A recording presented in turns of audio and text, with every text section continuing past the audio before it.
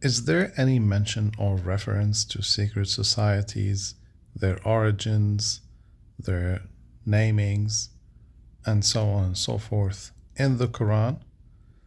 This video is based on the research and readings that I have done in the past 2 decades, and this includes knowledge of whatever we have known about secret societies and texts from the Quran.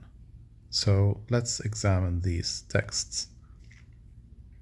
Before we proceed, it is well known that the origins and history of secret societies goes back to the days of Hebrews.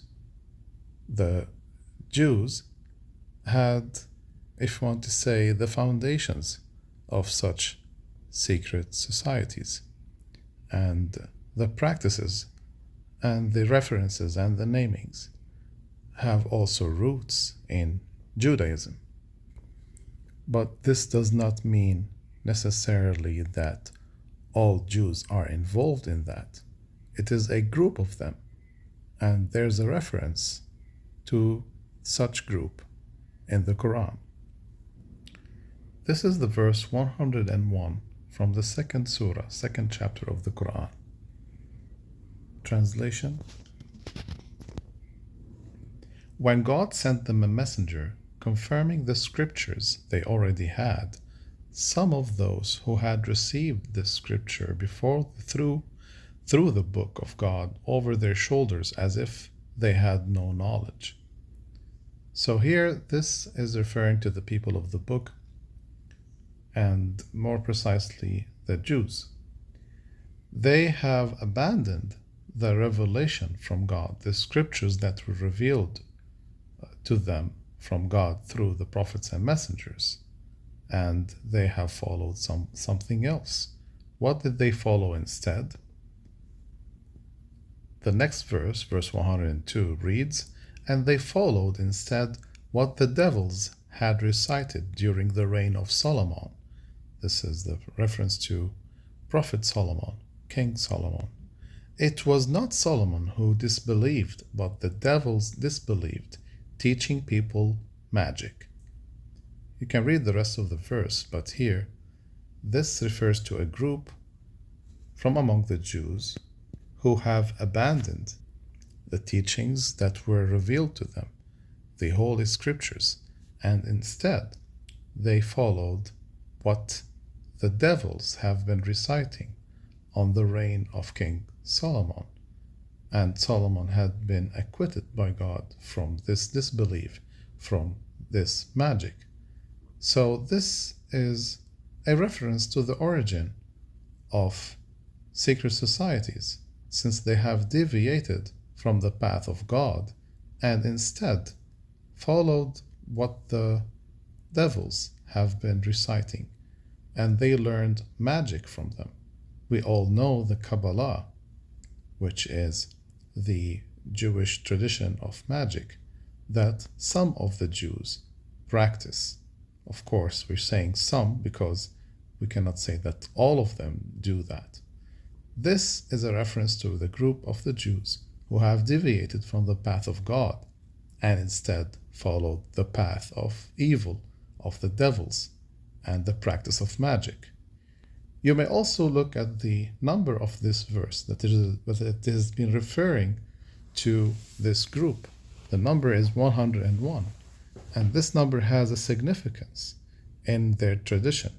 Numerology is something that they are interested in, something that is of high relevance for secret societies, and this number 101 is a reference to overcoming God.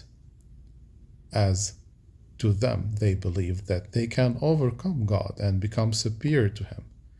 And of course, we know that God is far beyond what they have claimed, and that He is exalted beyond all their claims. It is well known that one of the most famous secret societies is known by the name of the Freemasons. And by Masons, we mean builders.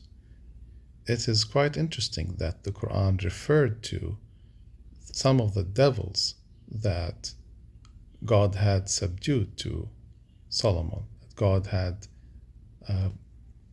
subjugated unto Solomon, since they were serving Solomon, that they were also builders. This is verse 37 from Surah 38, Surah Sad.